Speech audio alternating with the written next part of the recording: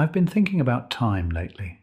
Not productivity, not schedules. I mean the way a decade can pass and feel like it took about 6 months. The way you can be 25, blink, and suddenly you're closer to 50 than you are to the person you were when you started. And I think I've figured out why so many of us reach a certain age and feel like we're running behind, even when, by any reasonable measure, we're not.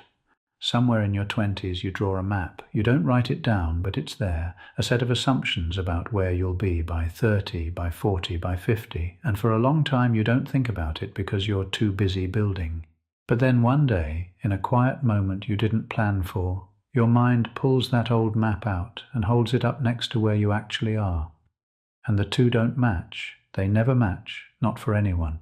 But your mind doesn't mention that part. It just shows you the gap and lets you assume the gap is your fault. Here's what I think we get wrong about that gap. The person who drew that map was guessing. He'd never been knocked down by something he didn't see coming. He'd never learned that some of the things he wanted at 22 would feel completely hollow once he got them. He was doing his best with almost no information. And now here you are, standing in the future that guy was trying to imagine, measuring yourself with a ruler he built out of optimism and inexperience. Of course, there's a distance. The map was never accurate. No one draws a good map of a place they've never been. The distance between the plan and the reality isn't evidence that something went wrong. It's evidence that something happened. You lived. You made choices under pressure, without instructions. Some worked, some didn't. But every one of them taught you something the guy with the map couldn't have known. You know now what actually matters to you, which relationships fill you up.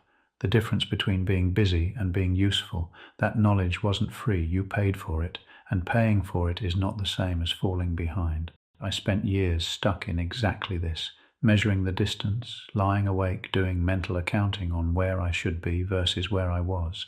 And the thing that changed it wasn't a breakthrough, it was a simpler question. I stopped asking, am I where I'm supposed to be, and started asking, am I spending my time on things that are actually mine, not obligations I inherited, not expectations I absorbed from people who weren't living my life, but the things I would still choose if everything else fell away. That question doesn't need an answer right away. It just needs you to be honest about what's yours and what isn't. Nothing belongs to you except your time. Not your title, not your reputation, not the things you've built, just your time. And we protect everything except that. We lock our doors, we watch our money, but we hand out hours to things that don't matter and wonder where the years went. You don't need a new plan. You just need to stop following the old one. Whatever is still standing when you let the rest of it go, that's yours. That's where it starts.